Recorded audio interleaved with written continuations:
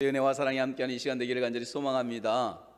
지난 2년이 넘는 거의 코로나 시간 동안 오늘 가장 우리가 또 많이 못 오신 분들이 많이 있는 시간이기도 합니다. 요즘 그 정도로 많이 코로나가 급증하는 것 같아요. 그래도 우리 옆에 또 좌우에 앞뒤에 오신 분들에게 오셨으니 갑절로 은혜 받으시다 우리 함께 축하해주고 축복해주기를 원합니다. 오셨으니 갑절로 은혜 받으시길 바랍니다. 할렐루야. 오늘 제목이 그래요. 우리 아이가 아빠 근데 오늘 왜 제목이 노래야? 그러더라고요. 노래는 아닌데 아마 읽을 때 노래처럼 읽어지나 봐요. 난 참 바보처럼 살았군요. 제가 오래전에 새벽에 느꼈던 감동이 있습니다. 날 평상시처럼 새벽 예배를 마치고 이제 운동을 가려고 했어요. 새벽에 일어나면 거의 눕지를 않으니까 그 시간들이 조금 있어요. 그래서 그 시간에 주로 운동을 좀 하는데 1시간 정도, 1시간 반 정도 운동하고 아침을 먹을 때가 많이 있습니다.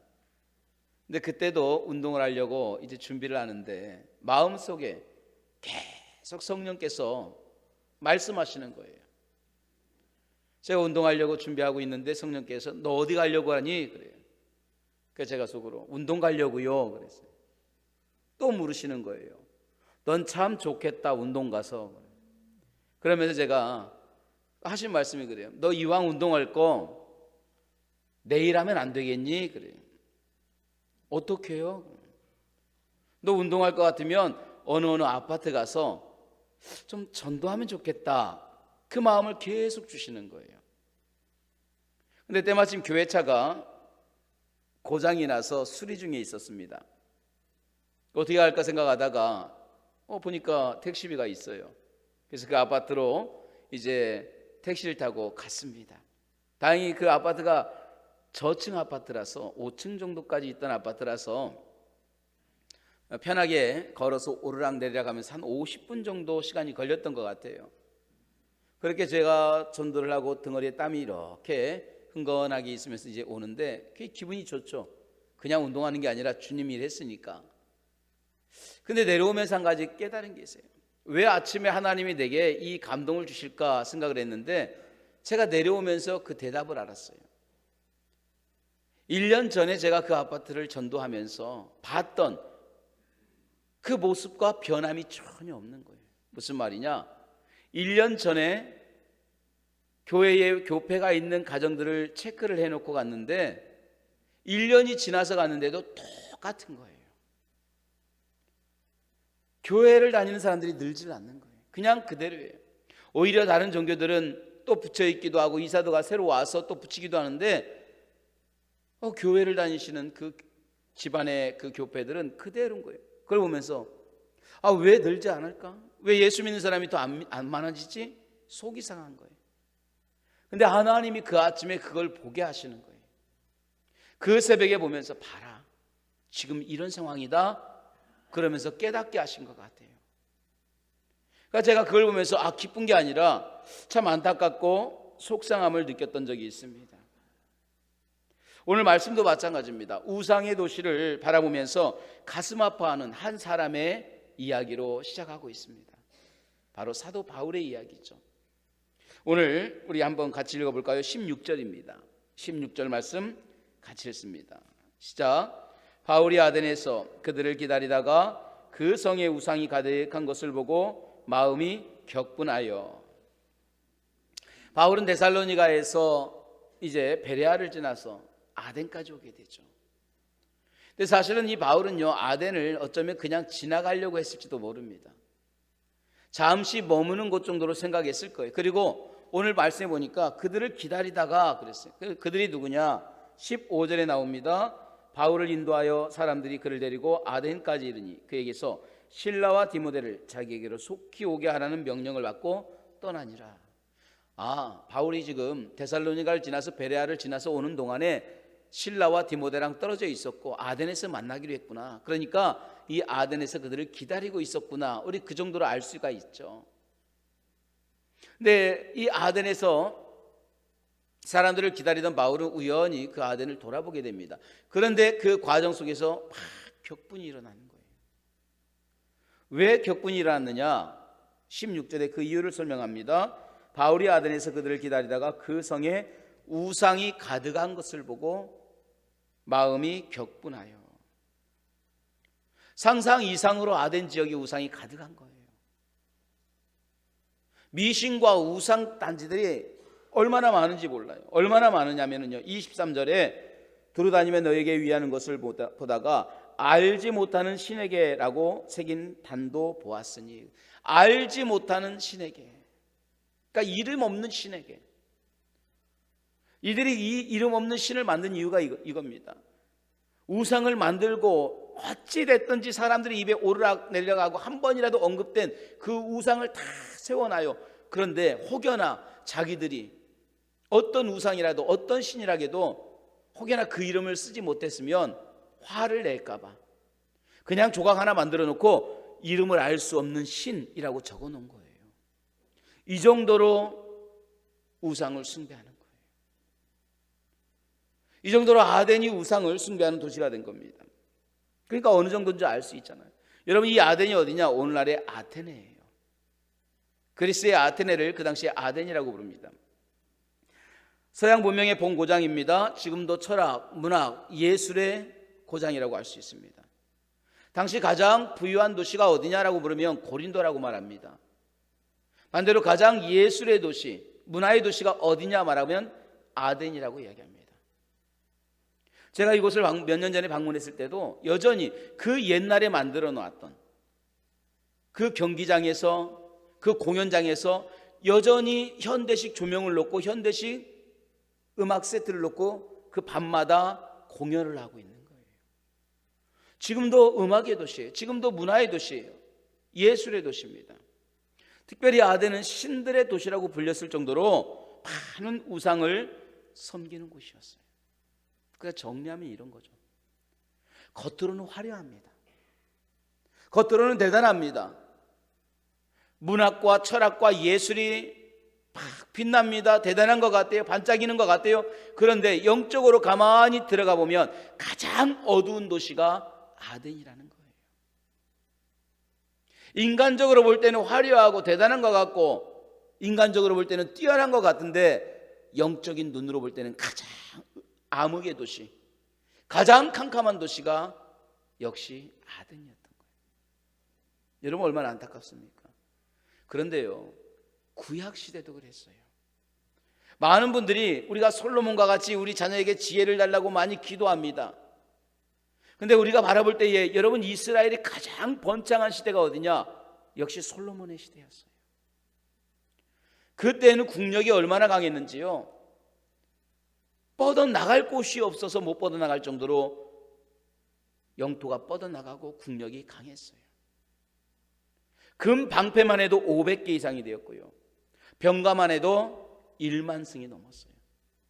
그러니까 1만 대가 넘었다라고 하면 별거 아닌 것 같지만 그로부터 500년 전에 애굽에서 이스라엘 백성이 나올 때에 그 애굽이 전 근동을 다스릴 때 병거가 600승이었어요. 그런데 그로부터 얼마 지나지 않은 이때 솔로몬의 시대에 1만 4천 대가 있었다 하면 어마어마한 거예요. 그 정도로 국력이 강했습니다. 나라의 재정적인 부분, 또 외적인 부분 얼마나 화려한지 몰라요. 그래서 모든 나라들이 다 부러워하는 나라가 바로 이스라엘이었어요. 근데 여러분, 반대로 말하면요, 이렇게 보여지는 것은 화려하고 대단하고 엄청난 것 같지만 또한 영적으로 가장 이스라엘의 암흑기가 언제였느냐 하면 그 중에 단연 가장 먼저 솔로몬의 시대를 꼽을 수가 있어요. 아이러니하지 않습니까? 보여질 때는 대단한 것 같고 화려한 것 같고 뛰어난 것 같고 문학과 철학과 역사와 예술이 모든 것이 뛰어난 것 같은데 영적으로도 가장 암흑기가 똑같은 솔로몬의 시대예요. 그때는 후궁이 700이었고 첩이 300, 솔로몬의 부인이 근 1000명이 넘었다고 했어요. 여자가 많았기 때문에 이게 문제가 아니에요. 1000명의 부인이 있어서 문제가 아닙니다. 더 큰 문제는 뭐냐? 그 1000명의 부인이 한 나라의 여자가 아니라 모든 나라의 여인들이었다라는 거예요. 정략적인 결혼을 했어요. 이스라엘이 너무 잘 나가니까 이스라엘과 정략적인 결혼을 통해서 자기 나라를 보존하려고 하는 주변의 나라들이 가만히 있지를 않은 거예요. 자, 그런데 문제는 이 여인만 들어오는 게 아니에요. 이 여인이 들어오면서 뭐를 갖고 들어오느냐? 그 여인과 함께하는 그 나라의 우상이 같이 들어오기 시작하는 거예요. 이 나라의 우상이 같이 들어옵니다. 이 나라의 우상이 같이 들어옵니다. 그러니까 이스라엘 전체, 아니 특별히 예루살렘은 완전히 종교 백화점이 되는 거예요. 우상 백화점이 되는 거예요. 1000명의 여인이면 최소한 500명 이상은 각 나라의 우상을 가지고 들어오니까 그들을 위한 신당을 짓기 시작합니다. 집을 짓기 시작합니다. 그들에게 예배하기 시작하는 거예요. 그러니까 이스라엘은 어마어마한 우상 백화점이 되기 시작하는 거예요. 결국 솔로몬을 기점으로 이스라엘이 망해가기 시작합니다. 솔로몬의 후손들을 통해서 결국 나라가 갈라지게 되고 그로 인하여 남유다와 북이스라엘이 멸망의 길로 들어서게 되는 거예요. 여러분, 이처럼 겉은 화려합니다. 대단합니다. 반짝거려요. 그런데 그 속으로 들어가 보니까 영적인 암흑기예요. 아덴이 그랬어요. 당대 최고의 학문과 철학과 최고의 문화를 대표하는 도시였습니다. 화려한 예술의 도시입니다. 현대의 도시였어요. 그런데 신기하게도 최고의 학문을 대표하는 이 도시가 우상과 미신의 도시가 되고 있더라는 거예요. 얼마나 우상이 많았느냐? 25,000개에서 3만 개 정도가 있다고 합니다. 그리고 이 아덴에 가보면 여러분들이 우리나라 세계의 가장 첫 번째 문화유산이었던 파르테논 신전이 있어요. 여러분, 세계 문화유산인 그 파르테논 신전에 올라가다 보면 아레오바고 언덕이 나옵니다. 그리고 그 신전에 올라가 보면은요, 완전히 우상으로 가득했어요. 그 아크로폴리스라고 하는 산꼭대기의 도시에도 거의 25,000에서 3만 개 이상의 우상이 있었다는 거예요. 자, 생각해 보세요. 전혀 어울릴 것 같지 않은 최고의 현대 도시에 가장 많은 우상 단지들이 세워진 겁니다. 그들이 단지 지금으로부터 수천 년 전 그저 과학 문명이 발달하지 않았던 그러한 미개한 시대의 사람들이라서 그랬을까 하는 거예요. 그럼 오늘날은 어떻느냐? 여러분, 오늘날에는 우상이 없을까요? 솔로몬 시대보다, 아니면 바울의 그 아덴 시대보다 훨씬 뛰어난 과학 문명이 발달한 이 시대에 과연 우상이나 주술적 행위들은 사라졌느냐라는 거예요. 안타깝게도 그렇지 않다라는 거예요. 과학 문명이 뛰어난 이 시대에도, 달 하나까지 우주선이 오가고 가는 우주의 시대를 여는 이 최첨단 과학 시대에도 여전히 우상을 숭배하고 여전히 주술적인 행위들은 끊어지지 않고 있다는 거예요. 비가 오지 않는다고 사람들은 돼지머리를 올려놓고 제사를 지냅니다.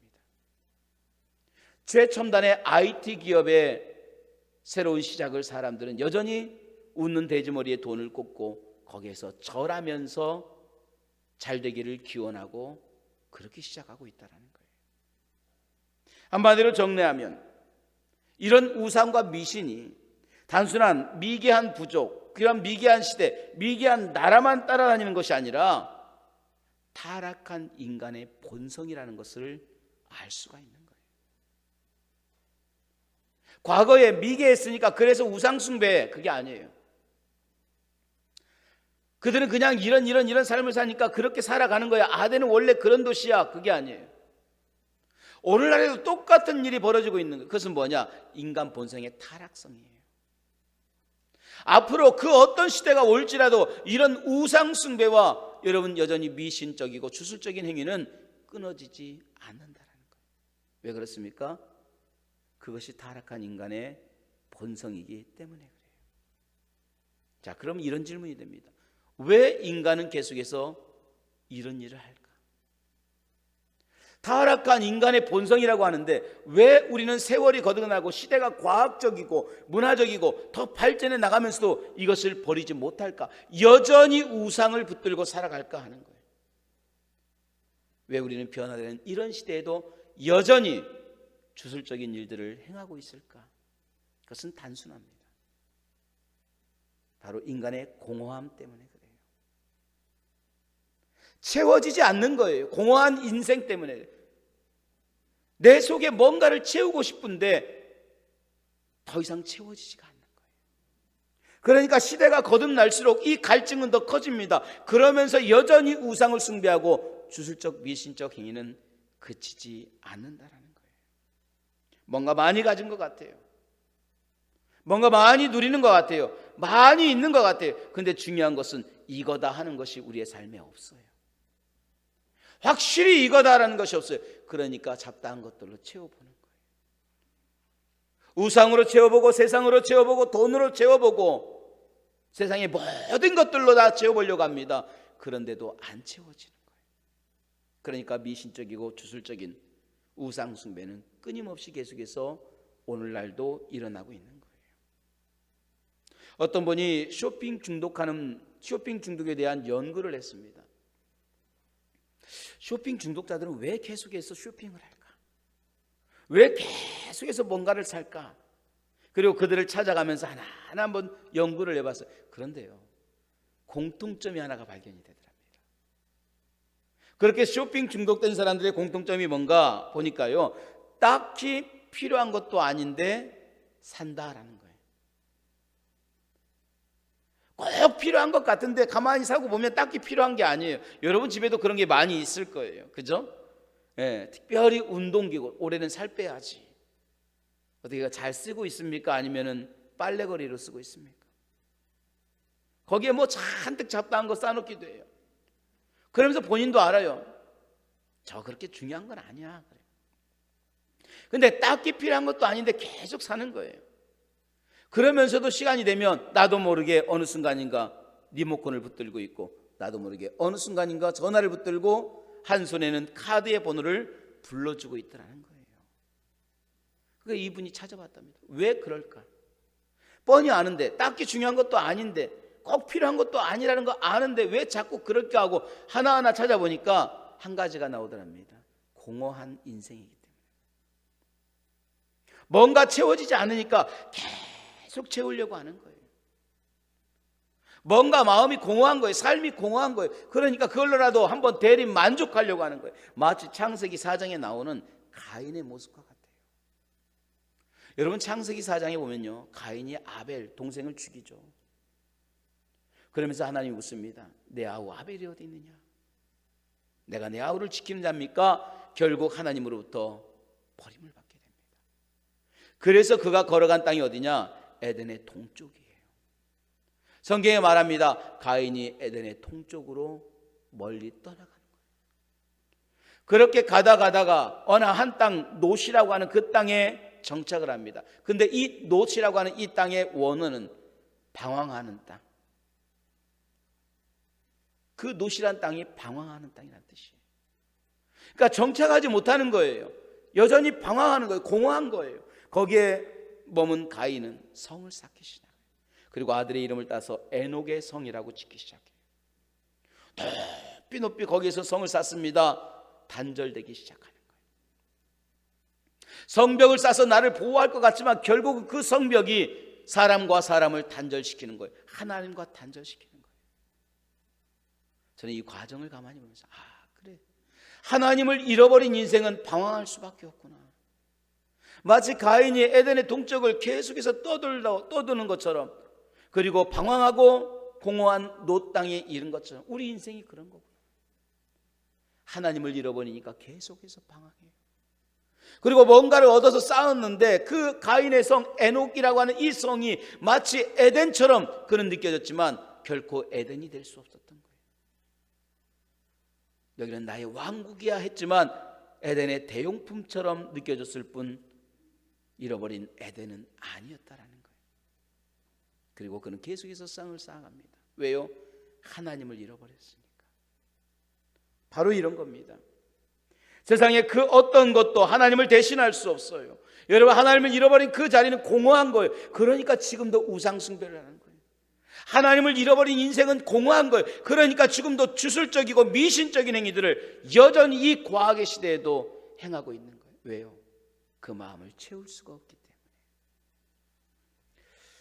오래전에 제가 책 한 권을 봤습니다. 그 책 제목은 이겁니다. 난 처음 바보처럼 살았군요. 그래서 우리 딸이 아마 그 노래를 기억하나 봐요. 난 참 바보처럼 살았군요. 아빠, 오늘 설교 제목이 왜 노래야? 근데 이 책을 지은 저자는 이종용 목사님입니다.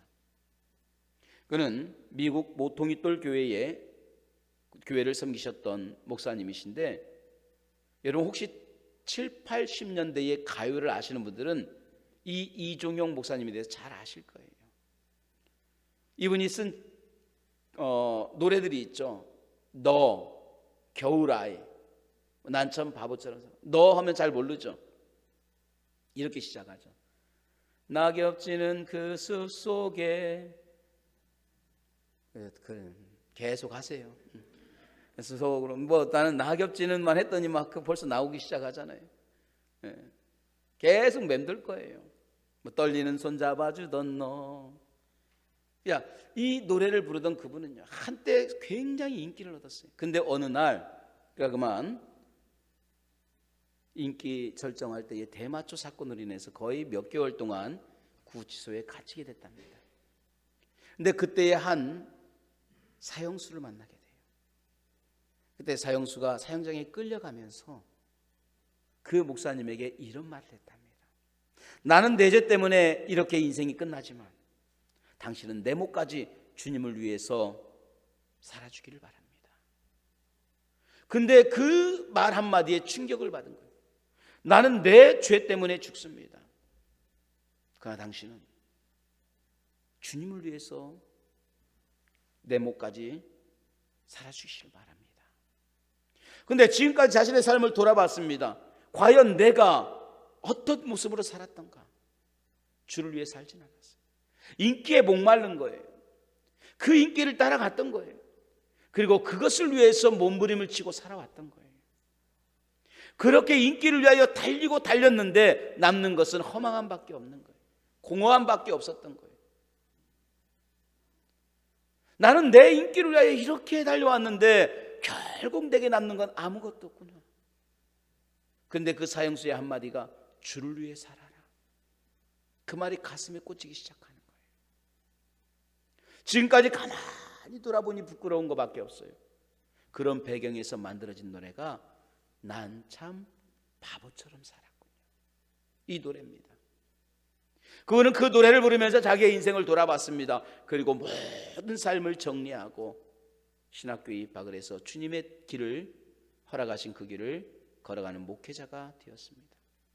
그 이후로 말합니다. 나는 행복한 사람이다. 난 참 행복합니다.